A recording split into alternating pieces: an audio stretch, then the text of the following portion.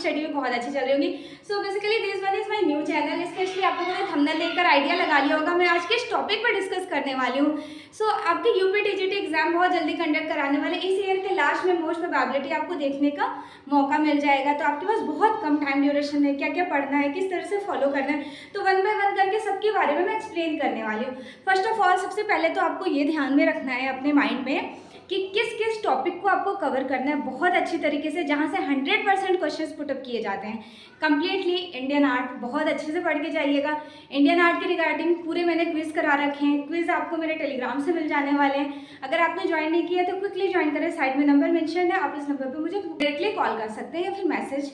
Then notes वगैरह सब कुछ आपको मिल जाएंगे। मेरा सेकंड यूट्यूब चैनल है, ऑलरेडी आपको अच्छे से पता है, स्टडी आर्ट है, वहाँ पे सारे मटेरियल्स अवेलेबल हैं। मेरी paid classes, new classes start होने वाली है, आप उनसे ज्वाइन होकर के अपनी पूरी थ्योरीज को फास्ट रिविजन कर सकते हैं। इंडियन आर्ट कम्प्लीटली पढ़ के जाइएगा। वेस्टर्न आर्ट, आर्टिस्ट का टॉपिक बहुत ज़्यादा मैंडेटरी है, आर्टिस्ट वाला टॉपिक बहुत अच्छे से पढ़ के आपको कवर करके जाना है। प्रीवियस ईयर क्वेश्चंस पेपर तो समझिए रामबाण है आपके लिए।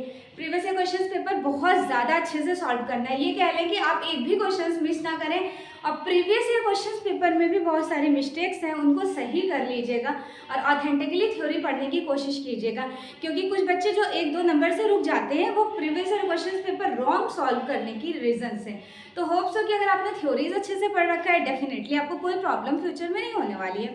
तो फर्स्ट ऑफ ऑल एक एक करके डिस्कस करते हैं कि बेसिकली जो यूपी टीजीटी है, टीजीटी जॉब, इनके रिगार्डिंग, आपके एग्जाम्स के रिगार्डिंग, कब एग्जाम्स होने वाले हैं, किस किस तरह से एग्जाम को, तो पर्टिकुलरली जितने भी क्वेश्चंस आएंगे 125 क्वेश्चंस में ऑलमोस्ट आपको 125 करके आना है।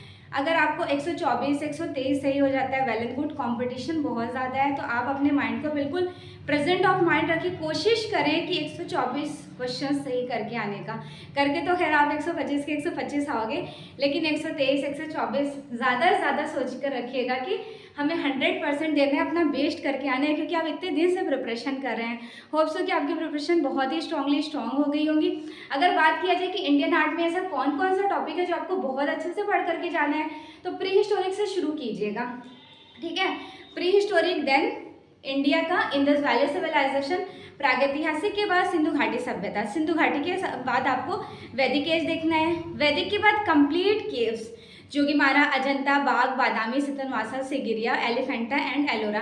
तो ये केव्स जब आप कवर अप कर लोगे, देन आपके पास मिडल एज, अभी तक बड़े बड़े गुफाओं में पेंटिंग हो रही थी, फिर डायरेक्टली से बिल्कुल छोटी सी मिनिएचर साइज की पेंटिंग बननी शुरू हुई। तो मिनिएचर अगर पेंटिंग इतनी छोटी आपको बनने को देख रही है, अभी तक आप बहुत बड़ी सी पेंटिंग बना रहे थे, फिर डायरेक्टली से मिनिएचर साइज पे आ गए।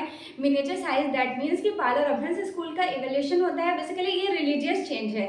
पाल जो है वो बौद्ध धर्म के महायाना शाखा को कंडक्ट करते हैं, और जो अभ्रंश है वो बेसिकली किसको फॉलो कर रहे होते हैं, तो आपको ध्यान में रखना है अभ्रंश स्कूल जैन रिलीजियस को फॉलो करते हैं। देन फिर इंडिया में स्टेबल हो जाता है एक important clue like Irani school.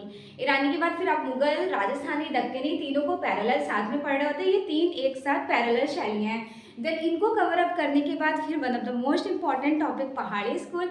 After end of the Pahari school फिर आपका कंपनी स्कूल शुरू हो जाता है। कुछ छोटे छोटे से इराज होते हैं लाइक तंजौर, मैसूर, कालीघाट, उड़ीसा, इनको कवर अप करें। उसके बाद आपका कंप्लीटली इंडियन आर्ट कंप्लीट होने के बाद इंडिया में मॉडर्न आर्ट का इस्टेब्लिशमेंट होता है। मॉडर्न आर्ट की जो शुरुआत होती है बंगाल स्कूल से। अगर टाइमलाइन की बात की जाए तो एग्जैक्ट टाइमलाइन जो था वो 1895 टू 1920 का है। बंगाल स्कूल अवनीनाथ टैगोर बेसिकली वॉश टेक्निक के लिए फेमस है।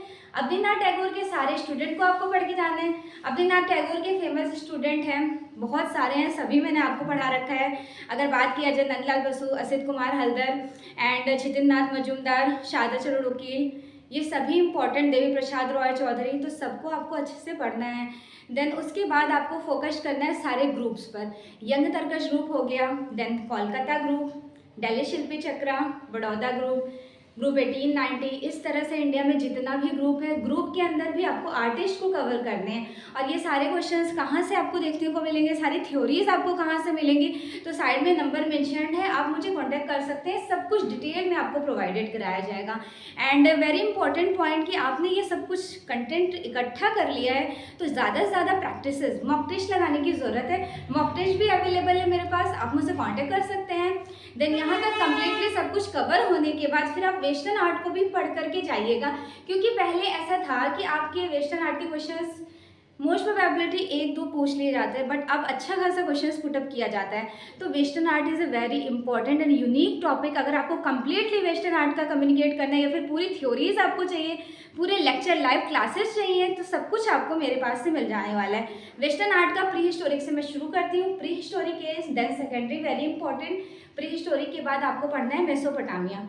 इंडिया में जैसे प्रागैतिहासिक काल था, सेम यूरोप में भी आपको प्रागैतिहासिक काल कवर करना है। तो पहला टॉपिक जो होने वाला है वो प्री हिस्टोरिक एज होगा। प्री हिस्टोरिक एज जब आप अच्छे से पढ़ लोगे, सेकेंडरी मेसोपोटामिया, फिर Egyptian, Aegean, Crete, Mycenaea, then Greek, Etruscan, Roman, फिर रोमन के बाद इंडिया में ही यूरोप में मिडल एज की शुरुआत होती है। मिडल एज के 4 सेक्शंस हो जाते हैं, 4 भाग होते हैं। वो 4 भाग कौन कौन से होते हैं? Early Christianity, Byzantine, Romanesque and Gothic, ये 4 सेक्शंस को आपको कवर करना है। देन अगर आपने इनको अच्छे से पढ़ लिया बिल्कुल डिटेल में, फिर एक वेरी इंपॉर्टेंट टॉपिक आपके सामने देखने को मिलेगा। वो टॉपिक आपका रिनेसेंस शुरू होगा। तो बेसिकली रिनेसेंस के फिर से 3 सेक्शंस हो जाते हैं, 3 पार्ट्स होते हैं। अर्ली रेनेसा, हाई रेनेसा और पोस्ट रेनेसा। अर्ली रेनेसा में आपको क्या कवर करना है? जितने भी इटली के अंदर फ्लोरेंस और वेनिस के आर्टिस्ट हैं, अगर आप देखोगे फ्लोरेंस के 13 आर्टिस्ट, वेनिस के 3 से 4 आर्टिस्ट को आपको कवर करना है। उसके बाद high Renaissance is very important, बहुत एग्जाम में यहाँ से क्वेश्चंस पुटअप किए जाते हैं। इनके भी 2 सेक्शंस होते हैं, एक होता है आपका वेनिस के कलाकार, दूसरा फ्लोरेंस के। तो वेनिस के मैंने जॉर्जियानो, टिशियन, कैरावेजो, लोरेंजो तल्ला को पढ़ा रखा है। देन फ्लोरेंस के कलाकार कौन कौन से थे? तो बस फेमस कलाकार हैं ही, Leonardo da Vinci, Michelangelo and Raphael. यहाँ तक बिल्कुल अच्छे से आपका टॉपिक कवर हो जाए, यहाँ तक बिल्कुल बहुत अच्छे तरीके से आपका टॉपिक कवर हो जाएगा। देन फिर इंपॉर्टेंट टॉपिक शुरू होता है जिनको मैनरिज्म कहते हैं, हिंदी में रीतिवाद कहा जाता है। तो बेसिकली रीतिवाद के भी अलग अलग सेक्शन, रीतिवाद के फेमस आर्टिस्ट होते हैं, जूलिया रोमानो, पार्मिजियानो, रोसेफगोलो, अंगुबोडिया, इनको आप कवर अप करते हो। फिर आपका एक न्यू टॉपिक निकल करके आता है। वो न्यू टॉपिक कौन सा है? क्विकली आंसर कीजिए। एक नया आर्ट मूवमेंट निकल करके आता है, उस आर्ट मूवमेंट को कहते हैं baroque art movement. Basically dramatic way, light and shades के लिए ये आर्ट मूवमेंट बहुत ज़्यादा पॉपुलर था। जब आप बरूक कवर अप कर लेते हैं, देन रोकोको पढ़ना होता है। रोकोको के बाद फिर कुछ इंपॉर्टेंट 4 सेक्शंस आते हैं, neo classicism, romanticism, realism, impressionism, post impressionism, neo impressionism, art nouveau, symbolism art, फिर उसके बाद cubism, constructivism, dadaism, op art, pop art, surrealism. ये सारा वेस्टर्न आर्ट का एक एक छोटे छोटे टॉपिक्स, नीदरलैंड के, हॉलैंड के जितने भी इंपॉर्टेंट क्लू हैं, सब कुछ आपको मेरे नोट्स भी मिलेंगे, क्विज मॉक टेस्ट भी मिलेंगे। तो अभी तक जिन्होंने बैच ज्वाइन नहीं किया, बैच ज्वाइन करें और अपनी प्रिपरेशन बिल्कुल स्ट्रॉन्ग करें।